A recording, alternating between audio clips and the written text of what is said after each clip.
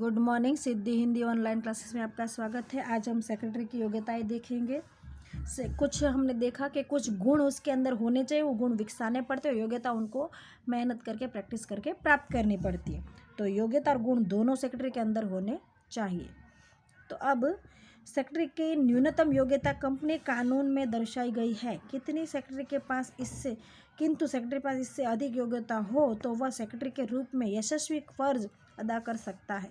यानी उसकी न्यूनतम योग्यता तो बताई गई है, ज़्यादातर वो होता है ग्रेजुएट, लेकिन कुछ ज़्यादा ऐसी योग्यताएं प्राप्त करे तो वो अपनी कारकिर्दी, अपने भविष्य को बहुत उज्जवल आगे ले जाएगा। उसका मतलब एक प्रकार की उसकी पर्सनालिटी है, उसका एक व्यक्तित्व है, वो बहुत अच्छा निखर के आता है। ये योग्यताएं शिक्षण और प्रशिक्षण द्वारा प्राप्त। शिक्षण मतलब पढ़ाई करके, प्रशिक्षण मतलब तालीम करके। मैंने अभी थोड़ी देर पहले गुण है वो विकसाने पड़ते हैं अपने अंदर, योग्यता उसको प्राप्त करनी पड़ती है पढ़ के या ट्रेनिंग लेकर। शैक्षणिक योग्यता सेक्रेटरी के पास institute of company secretary of India का प्रमाण पत्र होना चाहिए। उसके पास सेक्रेटरी के पास उसके पास एक प्रमाण पत्र होना चाहिए कि वो सेक्रेटरी की एग्ज़ाम में पास हुआ है। Institute of company secretary of India CS बराबर प्रमाण पत्र होना चाहिए, अर्थात कंपनी कानून के प्रावधान के अनुसार सेक्रेटरी होना चाहिए। तदुपरांत कायदा की डिग्री उसे दस्तावेज तैयार करने में और अनुबंध तैयार करने में उपयोगी होती है। तो ये डिग्री होगी तभी वो कंपनी के साथ कॉन्ट्रैक्ट कर सकता है कि हाँ ये कंपनी में नौकरी करेगा, ये पगार रहेगा और ये उसका रहेगा। और हमने आगे देखा ना अलग अलग पत्र।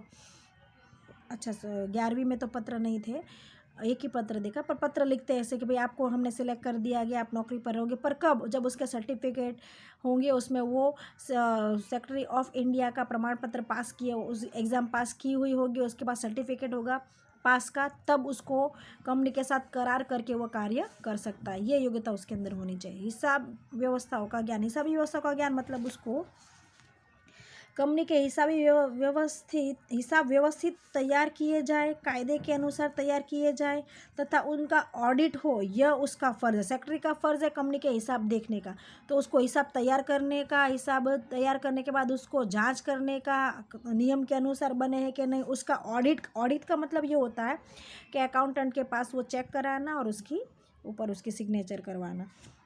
तो ऑडिट करने का यह उसका फ़र्ज़ है। तब वह अंशधारकों के समक्ष वार्षिक हिसाब प्रस्तुत है। अब जब हिसाब लिख लेगा, बना लेगा, ऑडिट कर देगा, चार्टर्ड अकाउंटेंट की उसके अंदर साइन होगी, उसी के बाद वो शेयर होल्डर को दिखा सकता है, अन्य व्यक्तियों को भी दिखा सकता है। तो इसके लिए उसको हिसाब लिखने का ज्ञान होना चाहिए। यह तब संभव हो जब उसके पास हिसाबी व्यवस्था का प्राथमिक ज्ञान होगा।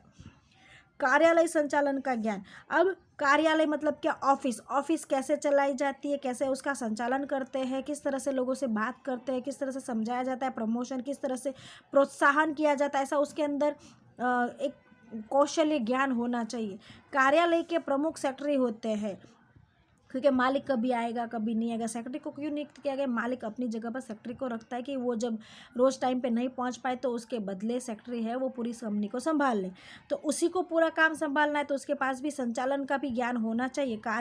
कार्यालय के कार्यों में वितरण करने का, अलग अलग विभागों के बीच संकलन। वितरण मतलब कि बंटवारे का काम, कोई कैसे कैसे काम सौंपने, अलग अलग सभी विभाग एक दूसरे से जुड़े रहे, सभी विभाग है वो अच्छे तरह से कार्य करता रहे। जैसे मैनेजमेंट, पैकिंग विभाग है, पार्सल विभाग है।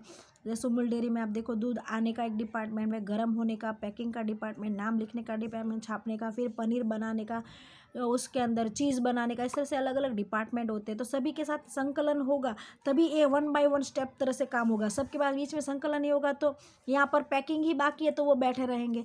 तो सब 1 बाय 1 स्टेप काम करें तो संकलन होना बहुत ज़रूरी है एक दूसरे के साथ। कार्यालय संचालन का ज्ञान भी उसे होना चाहिए। तो ये सबको मैनेजमेंट करने का काम सेक्रेटरी को होना चाहिए, सबको वो कैसे मैनेजमेंट करता है। तदुपरांत कार्यालय के संचालन में दैनिक उपस्थिति होने वाले प्रश्नों को हल, जो भी प्रश्न हो रहे हैं बार बार उसको हल करने का भी उसके अंदर नॉलेज होना चाहिए। ऑफिस संचालन का भी ज्ञान उसे होना चाहिए। सभा संचालन का ज्ञान। अगर कोई मीटिंग है तो पूरी मीटिंग को कैसे हैंडल करना है, किस तरह से बातें करनी है, क्या मुद्दे उनके सामने प्रस्तुत करने हैं, कोई नई बात है तो पूरी सभा के अंदर कौन सी बातें चर्चा करनी है, सभा की बैठने की व्यवस्था, उसके अंदर जो मुद्दे चर्चा होने वाले कोई ऑडियो दिखाना है, इस सभी के लोगों को नोटिस भेजना है, उपस्थित होने के लिए मिनट्स बनाना है, या सभा का संचालन, सभा के अंदर कौन से मुद्दे की चर्चा उसके मुद्दे लिख देने हैं, किसी ने कोई प्रश्न किया तो वो भी लिख देना है कि यह प्रश्न उपस्थित हुआ था, पूरी सभा के अंदर क्या क्या काम हुआ उसके भी मुद्दे, इस तरह से पूरी सभा का उसको संचालन करने का ज्ञान होना चाहिए। सेक्रेटरी को संचालन मंडल की, अंशधारकों की, डिबेंचर धारकों की, लेनदारों की सभा का आयोजन करना पड़ता है। ऐसी सभा में आयोजन से पहले, सभा और आयोजन से पहले, सभा के दौरान और सभा के बाद अलग अलग फ़र्ज अदा करने पड़ते हैं। जैसे कि सभा आयोजन करने की नोटिस देना, एजेंडा बनाना, मिनट्स लिखना, कोरम और प्रॉक्सी संबंधित प्रावधानों का पालन हो, इसलिए कंपनी धारा और सभा संचालन का ज्ञान भी उसे होना चाहिए। विविध कानूनी ज्ञान, कानून का ज्ञान होना चाहिए कि कोई ये नियम का उल्लंघन हो गए तो क्या होगा, कंपनी शुरू करने के लिए प्रमाण पत्र, कंपनी बंद करने का भी किस तरह से प्रोसेस है, सभी बातें नियम के अनुसार। शेयर प्रकाशित करना है, अगर डिबेंचर प्रकाशित करना है, ब्याज देना है, डिविडेंड देना है, कोई करार करना है तो उसके ऊपर कौन सी स्टैम्प ड्यूटी लगानी है, अकाउंटेंट के पास जाके कौन से उनको कागज़ सुपुर्द करने हैं, किस तरह से का हिसाब लिखना है, सबका उसको पहले कानूनी ज्ञान होना चाहिए। अगर नियम का उल्लंघन होगा तो क्या इसके गलतियाँ होगी, ये सब उसके पास ज्ञान होना चाहिए, ताकि वो संभल कर कंपनी को कार्य कर पाए और कंपनी के आगे बढ़ा पाए। वर्तमान परिस्थिति में सेक्रेटरी के पास अलग अलग कानून का ज्ञान होना आवश्यक है, जिससे कंपनी को असरकारक संचालन कर सके। यह कानून जैसे कि भारतीय अनुबंध अधिनियम, सेबी अधिनियम, सेबी है security exchange board of India, माल की बिक्री के क्या नियम है, स्टैम्प ड्यूटी कौन सी लगानी है, प्रोविडेंट फंड के संबंधित क्या नियम है, कितने प्रोविडेंट फंड देना चाहिए, कितने प्रतिशत प्रोविडेंट फंड शेयरधारकों को देना है, प्रतिभूति करार है, करार करते समय कौन सी किन किन लोगों की सिग्नेचर होनी चाहिए, कौन सबूत के रूप में रखना है, कौन से दस्तावेज है, कौन सी स्टैम्प ड्यूटी लगानी है, वो सब का ज्ञान होना चाहिए। वेट के संबंधित पूरा ज्ञान होना चाहिए, माल के ऊपर वेट टैक्स लगता है, टैक्स से संबंधित, सर्विस टैक्स के संबंधित सभी इस प्रकार की सभी प्रकार की ज्ञान उसको होना चाहिए। इसी प्रकार से अलग अलग प्रकार के कानूनी ज्ञान यदि सेक्रेटरी के पास ना हो तो अच्छी तरह से काम नहीं कर पाएगा। तो ये बहुत ज़रूरी है कि उसको ज्ञान होना चाहिए कि अभी क्या नियम चल रहा है, अभी टैक्स के नियम क्या है, अभी अकाउंट बनाने के नियम क्या है, अभी के पीएफ के प्रोविडेंट फंड के नियम क्या है, ब्याज का दर क्या, ये सब उसको ज्ञान होना है।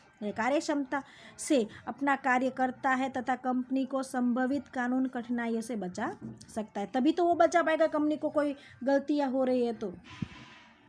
आर्थिक और राजनीतिक प्रवाहों का ज्ञान, तो अभी देखो आर्थिक और राजनीतिक प्रवाह अभी कोरोना की वजह से चल ही रहा है, कोई बहुत सारी दुविधाएं आ रही है, कठिनाइयाँ भी आ रही है। 3 महीने के लिए सबको बैंक से जो भी किस्त जा रही है वो बंद कर दी गई थी। किसी ने घर है, किसी ने कार है, सब लोन पर लिया हुआ है, तो लोन के 3 महीने तक हफ्ते नहीं भरो, ब्याज नहीं लगा, ये नया नियम आया था। ये राजनीतिक प्रवाह, आर्थिक प्रवाह, इस तरह से ये प्रवाहों का ज्ञान होना चाहिए। तेज़ी की स्थिति, मंदी की स्थिति, राज्य में सरकार की नीति कैसी चल रही है, व्यवसाय के लिए सरकार ने ढील दी है, कड़क नियम लगाए हैं, ये सब उसको ज्ञान होना चाहिए। कंपनी समाज में अस्तित्व में आई है, समाज का एक हिस्सा है, समाज के विविध पक्षकारों के साथ जुड़ी हुई है, अतः सेक्रेटरी को वर्तमान प्रवाह की जानकारी रखना, बदलते प्रवाहों को ध्यान में रखकर संचालन मंडल को जानकारी देकर उसका मार्गदर्शन प्रदान करने की लाभप्रद स्थिति का सर्जन करना है। तो अभी बाजार में ग्राहकों की इच्छा अनिच्छा, समाज में क्या ज्ञान, क्या प्रवाह चल रहा है, उसकी सबकी जानकारी रखकर अपने संचालकों को देनी चाहिए, ताकि संचालक अपनी व्यवसाय को लाभप्रद स्थिति में का सर्जन करे। समाज में प्रवर्तमान आर्थिक और राजनीतिक कौन सी स्थिति, कौन से नियम, कौन से बदलाव आए, उसकी भी जानकारी सेक्रेटरी को होनी चाहिए। ठीक है, आज के लिए यहाँ तक रखते हैं, बाकी के मुद्दे देखेंगे हम कल।